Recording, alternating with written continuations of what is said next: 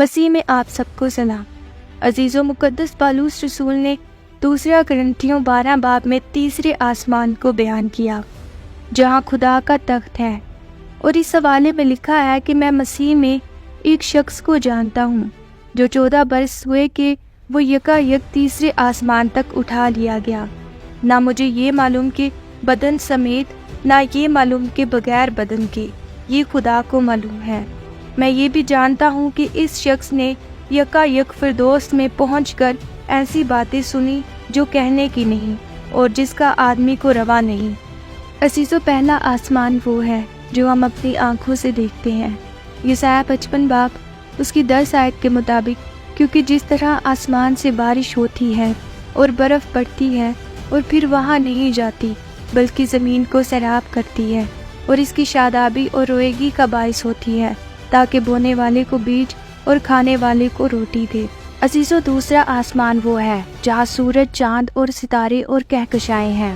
پیدائش پہلا باب اس کی 14 سے 17 آیت کے مطابق، اور خدا نے کہا کہ فلک پر نیر ہو کہ دن کو رات سے الگ کرے، اور وہ نشانوں اور زمانوں اور دنوں اور برسوں کے امتیاز کے لیے ہوں، اور فلک پر انوار کے لیے ہو کہ زمین پر روشنی ڈالیں، اور ایسا ہی ہوا۔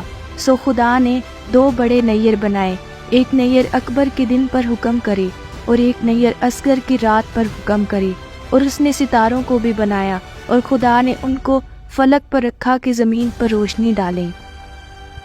عزیزو، تیسرے آسمان پر خدا کا تخت ہے۔ یسایہ نبی نے 6 باب میں خداوند کو ایک بڑی بلندی پر اونچے تخت پر بیٹھے دیکھا، اور اس کے لباس کے دامن سے ہیکل معمور ہو گئی۔ اسی طرح مکاشفہ 4 باب اس کی 2 آیت میں یوحنا نے بھی آسمان پر ایک تخت دیکھا، اور تخت پر کوئی بیٹھا ہے، اور جو اس تخت پر بیٹھا ہے وہ سنگِ یشب اور عقیق سا معلوم ہوتا ہے، اور اس تخت کے گرد زمرد کی ایک دنگ معلوم ہوتی ہے، اور اس تخت میں سے بجلیاں اور آوازیں اور گرجیں پیدا ہوتی ہیں، اور اس تخت کے سامنے 7 چراغ جل رہے ہیں۔ یہ خدا کی 7 روحیں ہیں۔ عزیزو، خدا کے گردا گرد لاکھوں کروڑوں فرشتگان خداوند کی حمد میں مصروف ہیں۔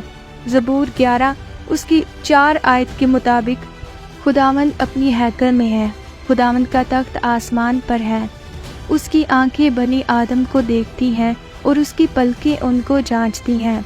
عزیزو، خداوند یسوع مسیح ہمیں راست باز ٹھہرانے کے لیے اپنا تخت چھوڑ کر کامل انسان بن کر اس دنیا میں آ گئے، اور ہم اس دنیا میں رہتے ہوئے شاید یہ سمجھتے ہیں کہ اب ہم نے یہی رہنا ہے، اور جائز و ناجائز طریقے سے اپنے اور اپنے بچوں کے لیے بے جا کام کرتے ہیں، جائیدادیں بناتے ہیں، دن اور رات یہی سوچتے رہتے ہیں کہ کس طرح امیر یا مالدار بن جائیں۔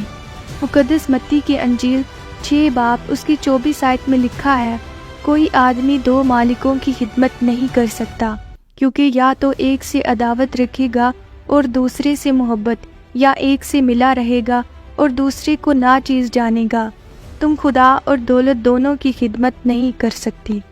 عزیزو، خداوند کی کلام میں لکھا ہے، تمہارا دل نہ گھبرائے، تم خدا پر ایمان رکھتے ہو، مجھ پر بھی رکھو، میرے باپ کے گھر میں بہت سے مکان ہیں، اگر نہ ہوتے تو میں تم سے کہہ دیتا، میں جاتا ہوں تاکہ تمہارے لیے جگہ تیار کروں، اور اگر میں جا کر تمہارے لیے جگہ تیار کروں تو پھر آ کر تمہیں اپنے ساتھ لے لوں گا، تاکہ جہاں میں ہوں تم بھی ہو۔ عزیزو، اس آیت کے مطابق ہمیں مسیح پر پورا ایمان رکھ کر، اس کے وعدہ پر دل لگا کر، جو وہ ہماری زندگی کے لیے رکھتا ہے، بھروسہ رکھ کر انتظار کرنا ہے۔ خداوند آپ سب کے ساتھ ہو، آمین۔ اگر آپ کو اس کلام کے وسیلہ سے برکت ملی تو آپ اس کلام کو دوسروں کے ساتھ بھی شیئر کیجیے، اور ہمارے چینل کو سبسکرائب کیجیے تاکہ آنے والی ویڈیوز آپ تک سب سے پہلے پہنچ سکے۔